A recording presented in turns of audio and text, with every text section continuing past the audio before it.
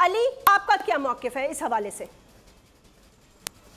देखें, ये करप्शन की केसेस तो हमारे मुल्क में हमेशा से ये सियासतदानों के खिलाफ इस तरह के इश्यूज तो रहे हैं, लेकिन ये बात जहन मानती नहीं है कि सिर्फ करप्शन के इशू पे बख्तरबंद ले जाके आपने इस तरह तो मकबूजा कश्मीर में जो है होता है। तो ये तो लाहौर है, पाकिस्तान का दिल है, पाकिस्तान का सबसे बेहतरीन शहर है सियासत के लिहाज से, और दाता की नगरी है, अलामा का शहर है, इकबाल का शहर है, इकबाल लाहौरी का शहर है। और लोग तो लाहौर सीखने जाते हैं, रख रखाव सीखने जाते हैं, कल्चर सीखने जाते हैं। हमारा कल्चर कैपिटल है पाकिस्तान का, और इस तरह के नज़ारे क्या हमारी इज्जत रह जाती है? देखें, क्या हमारी इज्जत रह जाती है? अभी पिछले दिनों मैंने, हमारा अजली दुश्मन है, लोग तो इस तरह की बातें करते हैं ना, ड्रामे करते हैं, अमन की आशा फलाना। मैं क्लियरली कहता हूँ हिंदुस्तान हमारा दुश्मन है।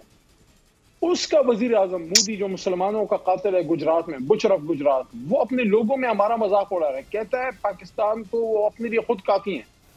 वो हमारा मजाक उड़ा रहा है, हमारा मजाक उड़ रहा है, दुनिया भर में हमारा मजाक उड़ रहा है। ये हमारी हालत हो गई है कि हम लाहौर में अपने साबिक वजीर आला के घर में रात के दो, कौन सा यार कौन सा कोई परवेज इलाही साहब 50 अरब रुपए रात को लेके निकल रहे थे। जो कुछ हुआ है सही है गलत है मुझे नहीं पता, मैं उनका वकील नहीं हूं कि मैं कहूं करप्शन नहीं की या मैं कहूं की है।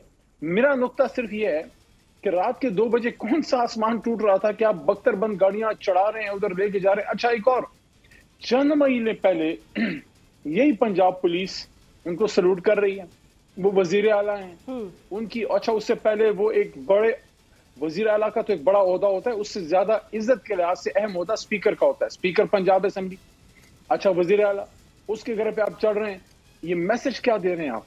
ये बड़ी गलत चीजें हैं, हमारी रवायात के खिलाफ है, हमारी रवायात के खिलाफ है। और एक और चीज देखें, ईद पे मैंने एक नेक शगुन के तौर पे मैंने हमेशा 2-3 बार मैंने ये बात की मीडिया पे हर जगह कि आपके पास एक मौका है, बहुत कुछ हो गया।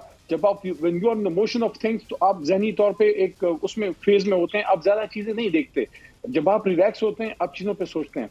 मेरा तो ये ख्याल था कि इस चीज के बाद इन लोगों ने सोचा होगा कि यार ये मामला खराब हो रहे हैं, इसको बेहतरी की तरफ लेके जाएं। ठीक है, ऑन दैट नोट अली, आपने I want to wrap up because the last 30 seconds है मेरे पास। मैं खाली गौस मोहम्मद नियाज़ी साहब आपसे एक वाज़ेह क्वेश्चन पूछ रही हूँ, मुझे वाज़ेह जवाब दे दें।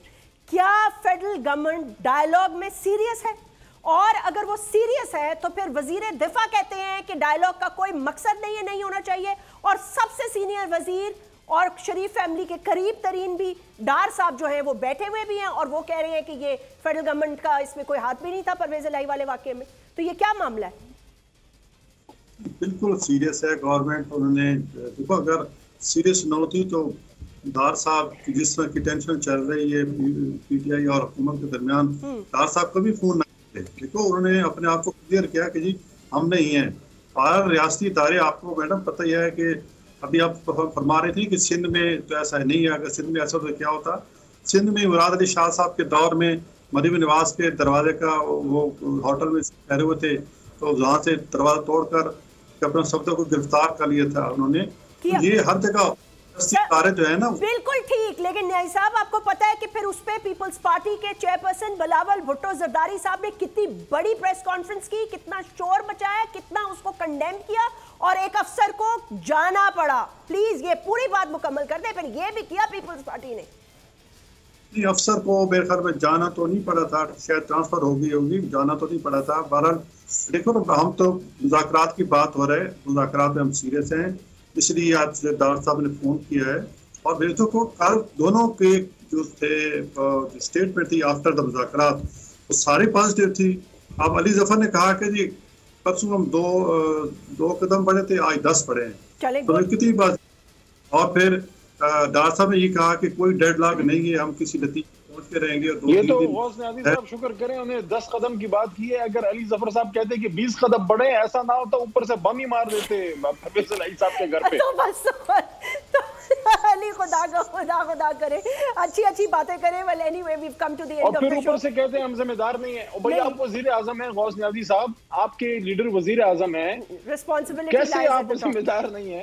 इंटीरियर मिनिस्ट्री आपके नीचे है, कैसे आप जिम्मेदार नहीं है? अगर ये वीडियो आपको पसंद आई है तो इस चैनल को सब्सक्राइब करें और बेल आइकन को क्लिक करें। हवाए नफ्स की है हुक्मरानी, लुटेरा कर रहा है पासबानी। बोल न्यूज के मार्केटिंग हेड आकाश राम ताहा लापता, तफ्तीशी इदारे जवाब देने से कासिर। अहले खाना परेशान, बेटे की जुदाई में माँ गम से निढाल। जो बच्चो हिंदू हुआ पर आए थे जो को पाकिस्तानी, मुझे मेहरबानी करे पंजो आकाश वापस कयो। हुकूमत से बेकसूर और मुहिब्बे वतन बेटे की बाजियाबी के लिए फरियाद। आकाश राम के अगवा के खिलाफ अहले खाना की जानिब से सुप्रीम कोर्ट में दरख्वास्त दायर। सुप्रीम कोर्ट के चीफ जस्टिस उमर अता बंदियाल से आकाश राम के अहले खाना की जल्द समाअत की इस्तदा। मुश्किल की इस घड़ी में आलमी मीडिया ने भी उठाई आवाज। CNN, आज तक, इंडिया टुडे, टाइम्स नाउ समेत आलमी मीडिया ने आकाश राम के अगवा के खिलाफ दिया बोल का साथ। उफ क्या जुल्म है, बोल इंसाफ का मुंतजिर। सब्सक्राइब करें और बेल दबाएं ताकि कोई खबर रह न जाए।